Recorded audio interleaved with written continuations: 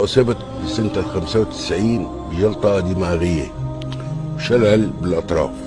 نعم. لعثمة بالكلام، يعني صرت أحكي تأتأ أو ما. الدكتور قال لي والله يا أستاذ هي بدك تتحملها للقبر مثل رفيقك البورزان. عملني تقرير، سرحني من الوظيفة، عادت رجلي. أولادي قاعدين بأمريكا قالوا لي شو قاعد عم تساوي؟ تعال لعنا. رحت لعنده، ضليت 4 أشهر عم اتمرن. بعدين قال لي الدكتور، قال لي انت مسلم؟ دكتور يهودي، تصور يا. نعم. دكتور يهودي قال لي انت مسلم؟ قلت له ايه مسلم.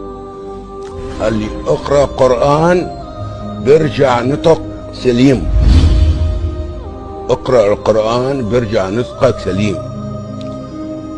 اخذت